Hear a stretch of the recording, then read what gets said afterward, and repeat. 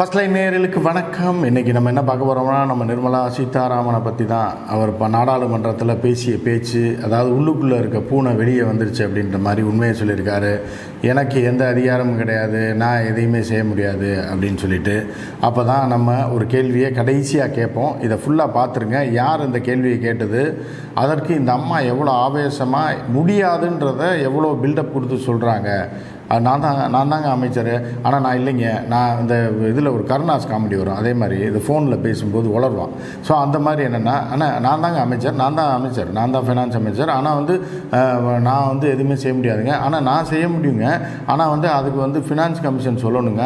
Finance commission போய் நேரில் பார்த்துங்க ஒவ்வொரு மாநிலத்துலேயும் அவங்க என்ன சொல்கிறாங்களோ அதை தாங்க நான் செய்ய முடியும் அப்படின்னு மாற்றி பேசியிருக்காப்புல. என்ன பேசினாப்புல, என்ன விடிவு காலம் இதுக்கு அப்படின்றத தான் நம்ம பார்க்க போகிறோம்.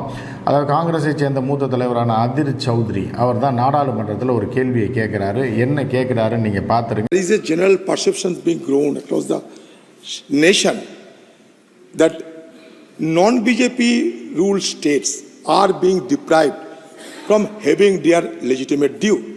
The latest example is Karnataka, where the entire ministry has been agitating against the indiscriminate and arbitrary attitude of your administrations.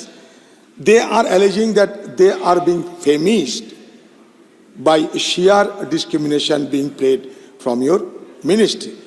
அவர் என்ன சொல்கிறாரு அப்படின்னு பார்த்தீங்கன்னா, இந்த நாட்டிலேயே எதிர்க்கட்சிகள் ஆளக்கூடிய மாநிலங்களுக்கு நிதி ஒதுக்குவதில் மிகப்பெரிய ஒரு சுணக்கம் இருக்கிறது அப்படின்றாரு.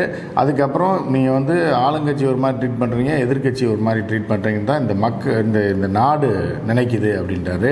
அதுக்கப்புறம் 6 மாதத்திற்கு முன்பு வரை கர்நாடகாவில் நிலைமை வேறு மாதிரியாக இருந்தது. இப்போ எதிர்க்கட்சியோட ஆட்சி வந்ததுக்கப்புறம், அதாவது குறிப்பாக காங்கிரஸ் ஆட்சி வந்ததுக்கப்புறம் அங்கே மிகப்பெரிய ஒரு நிதித்துறை அவர்களுக்கு ஒதுக்க வேண்டிய நிதியை ஒதுக்கிறதில்ல, நிறைய டியூஸ் வச்சுருக்கு, பணம் கொடுக்கறதில்ல.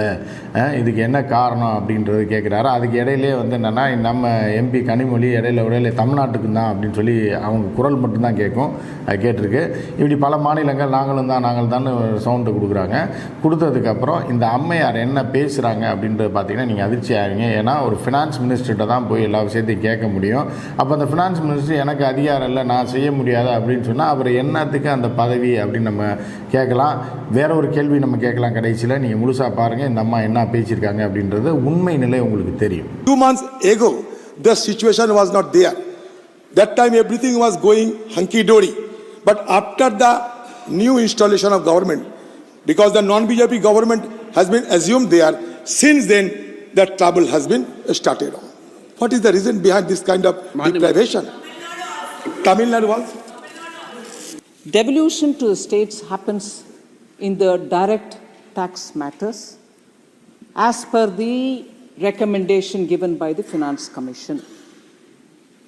The GST, particularly the SGST, the state GST, goes 100% to the states. No one can do anything with it. It has automatic provision that 100% collected by the states will be with them. I repeat, 100% is with them. IGST is collected because it involves a lot of interstate payments. It is periodically reviewed also by the GST Council. அதாவது இந்த அம்மையார் மிகப்பெரிய யாருக்கும் தெரியாத, யாரும் கண்டுபிடிக்க முடியாத ஒரு உண்மையை சொல்லியிருக்காங்க. என்ன சொல்லியிருக்காங்கன்னா, ஜிஎஸ்டியில் ஸ்டேட் ஜிஎஸ்டி இருக்குது, சென்ட்ரல் ஜிஎஸ்டி இருக்குல்ல, இந்த ஸ்டேட் ஜிஎஸ்டியை முழுவதுமாகவே ஸ்டேட் கவர்மெண்ட்டுக்கு கொடுத்துட்றாங்களாம். புரியுதுங்களா உங்களுக்கு? அதாவது இந்த கார்த்திக் ஒரு படத்தில் ஒரு வட்டம் போடுவான், மேலே தூக்கி போடுறேன், இந்த வட்டத்துக்குள்ளே விழுகிறது முழுசும் அவருக்கு, வெளியில் விழுகிறது பூரா எனக்கு அப்படின்ற மாதிரி. நீ ஸ்டேட் கவர்மெண்ட் ஜிஎஸ்டின்னு பேரே போட்டிருக்கு, அது ஸ்டேட் கவர்மெண்ட்டுக்கு தானே. அதை இந்த அம்மா என்ன சொல்கிறது, ஸ்டேட் கவர்மெண்ட்டுக்கு வரக்கூடிய அந்த ஜிஎஸ்டியை முழுசும் 100% ஸ்டேட் கவர்மெண்ட்டுக்கே கொடுத்துட்றோம் அப்படின்னா, நீங்கள் நல்லா எதாவது நம்ம சொல்லிட போகிறோம். அதாவது நீ கொடுத்தா என்ன, கொடுக்கல என்னென்ன, ஸ்டேட் கவர்மெண்ட்டோட ஜிஎஸ்டி, ஸ்டேட் போடுற டேக்ஸ் ஸ்டேட்டுக்கு தானே வரும். அதையும் வாயில போடலான்னு பார்க்குறீங்களா அப்படின்னு ஒரு கேள்வி இருக்குது. அதே மாதிரி சென்ட்ரல் ஜிஎஸ்டியில் வந்து 41% சில நேரம் 52%. அது வந்து எப்படின்னா ஃபினான்ஸ் கமிஷன் என்ன சொல்லுதோ அதன்படி கரெக்டாக போயிட்டுருக்கான். சரி, அதுவும் எப்படின்னா கரெக்டாக போயிட்டுருக்கான்னு மட்டும் சொல்லலை, அது வந்து அப்படி இப்படி போகும். அதை முன்னப்பின்னா அந்தந்த சூழ்நிலைக்கு தகுந்த மாதிரி இதைத்தான் சொல்கிறாங்க. அந்தந்த சூழ்நிலைக்கு தகுந்த மாதிரி உங்க கொடுப்பாங்களாம். கொஞ்சம் டிலே ஆகுமா, எத்தனை வருஷம் டிலே ஆகுது. கை மேலே ஒரு பொருளை நீங்கள் வாங்குறீங்க அப்படின்னா உடனே டேக்ஸ் சேர்த்து தானே. போய் இட்லி சாப்பிட்றீங்க, ஒரு பூரி வடையை சாப்பிட்றீங்க, நான் டேக்ஸ் நாளை கழிச்சு தரேன், நாளை அவர்கிட்ட கடனாக சொல்லிட்டு வர முடியும். ஹோட்டலில் என்ன பண்ணுறாங்க, 140 ரூபா பில்லு போட்டால் இதுக்கு இப்போ 14 ரூபா. அது தோசை இட்லிக்கு ஜென்ரல் ஜிஎஸ்டி 6 ரூபா, ஸ்டேட் ஜிஎஸ்டி 4 ரூபான்னு தானே போடுறான். போட்டு மொத்த பில்லையும் கட்டிட்டு தானே ஹோட்டலை விட்டு நம்ம வெளியில் வரோம்.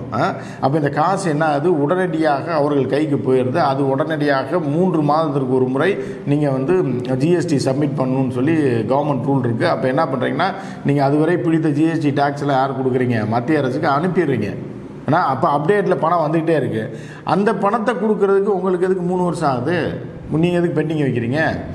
தர வேண்டிய பணத்தை ஒரு இந்திய அரசு ஒரு ஜிஎஸ்டி கவுன்சில் வந்து ஒரு திட்டம் போட்டிருக்குல்ல, அந்த திட்டத்தின் அடிப்படையில் நீங்கள் உடனே காசை வாங்கிறீங்களே. எங்கிட்ட காசு வாங்கும்போது உடனே வாங்கிறீங்க. இட்லியை தின்னோடனே ஜிஎஸ்டி போட்டுறீங்க, கார் வாங்கினோடனே ஜிஎஸ்டி போட்டுறீங்க, பெட்ரோல் போட்டு முடிச்சோடனே ஜிஎஸ்டியோட சேர்த்து தானே காசு வாங்குறீங்க. அதை திருப்பி கொடுக்குறதுக்கு உங்களுக்கு எதுக்கு 3 வருஷம் ஆகுது, 2 வருஷம் ஆகுது, 1 வருஷம் ஆகுது, ஒரு மாநிலத்துக்கு மாறுது, டிலே பண்ணுறீங்க, வளர்ச்சி திட்டத்துக்கு இது பண்ணுறீங்க. இதுதானே கேள்வி. அடுத்து அந்த அம்மையார் என்ன பேசுகிறாங்கன்னு பாருங்கள். It is because states should get the money in their hand, roughly, grossly, 50% is divided, and then periodically it is readjusted to actuals. So if a state were to get 41 and not 50, adjustment happens. If a state were to get 52, adjustment happens. So every now and then, when money gets accumulated under the IGST, it is divided grossly at 50-50 to all states and gets reconciled over the time according to the data that comes up. The CGST is divided as per the advice, 42% goes of the Finance Commission. So if this is direct tax, GST, sir, direct taxation is completely determined by the proportions decided and suggested and accepted and implemented by the central government. Now, of course, some states, and this rate fixation is nothing to do with the government of India. Rate fixation as to how much should go to a state is done by the Finance Commission. என்ன வடை பாருங்க, அந்த GST காசை வந்து இப்படி கொடுப்பாங்களா, 50% வருமா, அது சில அட்ஜஸ்ட்மெண்ட்டில் போகுமா, இப்படி வருமா, அப்படி வருமா. அப்போ வாங்கும்போது ஜிஎஸ்டி வாங்குறீங்கல்ல, பெட்ரோல் போட்டோன்னே வாங்குறீங்கல்ல, அப்போ அந்த எங்களுக்கு அட்ஜஸ்ட்மெண்ட் இருக்காதா? ஐயா என்கிட்ட 100 பெட்ரோல் டீசல் போடுறேன், 20 ரூபா இல்லையா, அப்புறம் நாளைக்கு தரேன், அப்படி இப்படின்னு நம்ம பேசினோன்னா பெட்ரோல் பங்காரன் என்ன பண்ணுவான், அந்த குழாயை வச்சு நம்ம மண்டையை உடச்சிப்பான். சரியா? அப்போ நீங்கள் 100 ரூபாய் டீசல் பெட்ரோல் போட்டிங்கன்னா 100 ரூபாய் கொடுத்து தானே ஆகணும். அதில் அட்ஜஸ்ட்மெண்ட்டு இந்த எனக்கு செலவு இருக்குது, இந்த பஸ் ஸ்டாப்புக்கு போகணும், அங்கே ஒரு தீப்பெட்டி வாங்கணும், எனக்கு 10 ரூபா கம்மியாக இருக்குங்க, இல்லைனா ஒரு டீ சாப்பிட்றதுக்கு 10 ரூபா கம்மியாக இருக்குது, 90 ரூபா இன்றைக்கி வாங்கிங்க, நாளைக்கு 100 ரூபா, நாளைக்கு வரும்போது 10 ரூபா தரேன்னா ஒத்துக்குவாங்களா? அப்போ நீங்கள் சொல்கிற வடையை மட்டும் இந்த இந்திய மக்கள் கேட்டுக்கணும், நாங்கள்லாம் கேட்டுக்கணும். ஆனால் நீங்கள் வந்து உங்கள் வடையை சுட்டு நீங்கள் பாட்டுக்கு போயிடுவீங்க, ஆனால் எங்கிட்ட காசை உடனே பிடிங்கிடுவீங்க. சரியா? இது அடுத்து என்ன சொல்கிறாங்கன்னு பாருங்கள். And does the Finance Commission sit in one place and take a call on it? No. It goes all over, meets with every state government, talks to them, and only then submits the report. I want to humbly submit before you so that Adirji, please understand, I don't have the right to change as per my whims and fancies, that I like a state or this state is against my party politics and therefore, no way. I have no role. In fact, I would have to follow it 100%. And that's what I've done in my term here. யாருக்கு எவ்வளோ போடணும்னு இவங்க fix பண்ண மாட்டாங்களா? இவங்களுக்கு எதுவும் தெரியாதா? Finance commission fix பண்ணுமா, அது அப்படியே போயிருமா, அதில் இவங்களுக்கு எதுவுமே தெரியாதா? அந்த மாதிரி ஒரு வடையை சுட்டிருக்காங்க இந்த அம்மையார். அதுக்கு அடுத்து என்ன பண்ணுறாங்கன்னு பாருங்கள். அதே மாதிரி ஃபினான்ஸ் கமிஷன் உட்கார்ந்த இடத்துலேருந்து இந்த வேலையை பார்க்குறது இல்லையா, ஒவ்வொரு ஸ்டேட்டுக்கு போய் யாருக்கு எவ்வளோ தேவைன்னு கரெக்டாக பார்த்துட்டு வந்துடுறேன். ஃபினான்ஸ் கமிஷன் அமெரிக்கா போட்டதா இல்லை ரஷ்யாக்காரன் போட்ட கமிஷனா? உங்கள் ஆள் தானே, பிஜேபிக்காரன் தானே இருக்காங்க ஃபினான்ஸ் கமிஷனில், நீங்கள் போட்ட அதிகாரிகள் தானே இருக்காங்க. உங்களுக்கு ஆதரவு அதிகாரிகள் தானே இருக்காங்க. இதே இது வந்து ஒரு ரிட்டையர்டு, அதாவது மோடி ஆட்சிக்கு வந்தபோது அப்போது ஃபினான்ஸ் கமிஷனில் இருந்த ஒரு அதிகாரி ஒரு கொடுத்த பேட்டி நாடு முழுவதும் பரபரப்பை ஏற்படுத்தியது. என்ன அப்படின்னா, பல மாநிலங்களை பற்றி சொல்லிட்டு ரொம்ப அவர் சொல்கிறார், தமிழ்நாட்டுக்கு 41% ஒதுக்கணும் அப்படின்னு நாங்கள் சொல்லியிருந்தோம். சொன்னோடனே மோடி அதெல்லாம் கிடையாது, 38 ஆக்குங்க, 38 ஆக்குங்கன்னாரு. இல்லை அதெல்லாம் முடியாதுங்க, நாங்கள் போய் அசஸ்மெண்ட்லாம் பார்த்துட்டு வந்துட்டோம், எல்லாமே கேட்டுட்டு வந்துட்டோம், எல்லா ஸ்டேட்டுக்கு நாங்கள் போயிட்டு வந்துட்டோம்னு சொன்னப்போ மோடியால் ஒன்றும் செய்ய முடியல. ஏன்னா இமீடியட்டாக பட்ஜெட்டை சப்மிட் பண்ணி ஆகணுன்னொன்னே உடனே மோடி வந்து பார்லிமெண்ட்டில் அப்படியே பிளேட்டை புரட்டி போட்டதாக அவர் பேட்டி கொடுக்குறது. என்னென்னா, பார்லிமெண்ட்டில் வந்து நான் 38% மாதிரி அவங்க சொன்ன மாதிரியும் நாங்கள் 41% தமிழ்நாட்டுக்கு ஒதுக்கி இருக்கோம், தமிழர்கள் மேலே எனக்கு அவ்வளோ பாசம், தமிழ்நாட்டு மேலே அவ்வளோ பாசம் மாற்றி வடைய சுட்டதாக அந்த அதிகாரி சொன்னது ஒரு 10 நாளைக்கு முன்பு நாடு முழுவதும் பரபரப்பாச்சு. இப்படி மோடி அவர்களுடைய 2 முகத்தை அவர் வந்து வெளிச்சம் போட்டு காட்டி இப்போ கடைசியில் அவர் என்ன ஆனார் இருக்காரா என்னன்னே தெரியல. சரிங்களா? இப்படி போயிட்டு இருக்கும்போது கடைசியில் இந்த அம்மையார் என்ன சொல்கிறாருன்னு பார்த்து முடிச்சுடுவோம். அதை பாருங்கள். Finance Commission giving recommendation, that which I have to implement, it is done without any kind of fear or favor or anything like that. But if there is an insinuation that it's because me holding money here, I'm sorry. When the Finance Commission comes, please tell your needs, please tell your requirements, please tell your status, and let the Finance Commission fix it. It's a constitutional body. So, Okay. Finance Commission is now, I can't do as long as the Finance Commission doesn't tell me to do. Constitutionally, unless the Finance Commission tells me to do something, I cannot. I don't have the discretion. Adir ji, please don't imagine that I have a discretion to play around with Finance Commission's recommendations. Please talk to the Finance Commission. I'm not talking about generosity. இப்போ இந்த நேரத்தில் தான் இப்போ அம்மையார் என்ன பேசினாங்க அப்படின்னா, finance கமிஷனில் நீங்கள் முறையிடுங்க, உங்கள் கோரிக்கையை சொல்லுங்கள், அதை சொல்லுங்கள், இதை சொல்லுங்கள். அவர்கள் அந்த ரெக்கமெண்டேஷன் எங்களுக்கு அனுப்பினோடனே நாங்கள் பாஸ் பண்ணுவோம், நாங்கள் ஒன்றுமே செய்ய முடியாதுன்னொன்னே ஃபினான்ஸ் கமிஷன் யாரால் நியமிக்கப்படவில்லை, எந்த ஆட்சி நடக்குதுன்னு ஒரே சத்தம் நாடாளுமன்றத்தில் கேட்டுச்சு. நீங்கள் பார்த்தீங்க. அதுக்கடுத்து அம்மையார் சொன்ன கிளைமேக்ஸோடு இதை முடிச்சுருவோம். இதுதான் முக்கியமான விஷயம். நீங்கள் பாருங்கள். I'm talking about Finance Commission's recommendation, which I follow to the last word. I'm not talking about anybody's generosity. So, let us please talk on the terms. Finance Commission gives me a recommendation, I follow it. Now suddenly Adirji says, meet up the state. I've met up the state. I'm not doing anything is the next allegation. I can't do anything is my answer. No, why don't you meet them? I've met them. But you're not doing anything. I can't.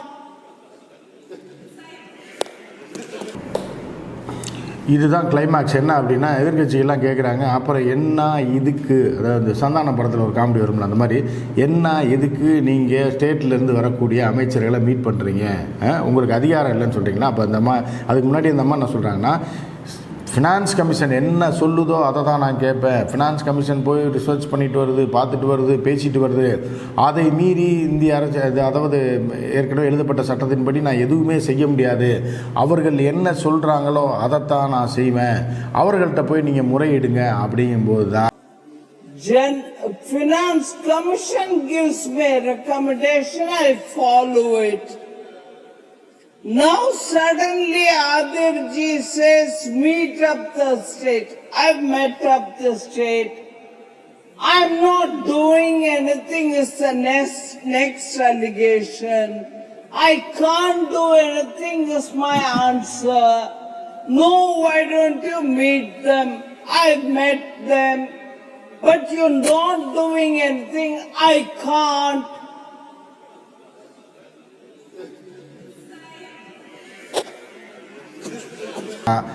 கூட்டத்திலேருந்து சத்தம் வருது. என்னென்னா, என்ன இதுக்கு நீங்கள் finance மினிஸ்டராக இருக்கீங்க, அப்போ நீங்கள் ஒரு டம்மி பீஸா? அப்போ இப்போ உண்மை வெளியே வருதா? என்னென்னா, எனக்கு எந்த அதிகாரமும் கிடையாது, ஃபினான்ஸ் கமிஷன் என்ன சொல்லுமோ அதை தான் நான் செய்கிறேன். அந்த ஃபினான்ஸ் கமிஷன் எங்கே போய் சொல்லணும்னா பிரைம் மினிஸ்டர்கிட்ட. அவர் இப்போ 45% தமிழ்நாட்டுக்கு கொடு அப்படின்னா ஒரு நிதியை அவர் 37 ஆக்கு அப்படின்வார். அதை ஃபினான்ஸ் கமிஷன் நிர்மலா சீதாராமன் சொல்லும், இந்த அம்மா கையெழுத்து போடுவாங்க. அப்புறம் என்னத்துக்கு இந்த அம்மா ஃபினான்ஸ் மினிஸ்டராக இருக்குது அப்படின்ற ஒரு கேள்வி வருது. இதைத்தான் நம்ம பட்ஜெட்டில் சொல்லியிருந்தோம். இவங்க பூராமே டுபாக்கூர், இது அல்வாக்குன்றதோட இந்த அம்மாவுக்கு வேறு எந்த வேலையும் கிடையாது. அதிகாரிகள் கூட்டல் கழித்தல் கணக்குகளை போடுவார்கள். அதில் இந்த அம்மா கையெழுத்தை மட்டும் டம்மிக்கு போட்டுட்டு அந்த பேப்பரை வாசிப்பார்கள் அப்படின்றது தான் நம்ம சொல்லியிருந்தோம். இதுதான் வந்து உண்மை என்பதை இன்றைக்கி அந்த அம்மாவை கையெடுத்து கும்பிட்டு ஒத்துக்கிடுச்சு. அப்போ ஃபினான்ஸ் மினிஸ்டர் அப்படின்றது ஒரு டம்மி போஸ்ட்டு தான் அப்படின்னு சொல்லி அந்த அம்மையாரே ஒத்துக்கிட்டாங்க. ஃபினான்ஸ் கமிஷன் தான் எல்லாத்தையும் பண்ணுன்றதே ஒத்துக்கிட்டாங்க.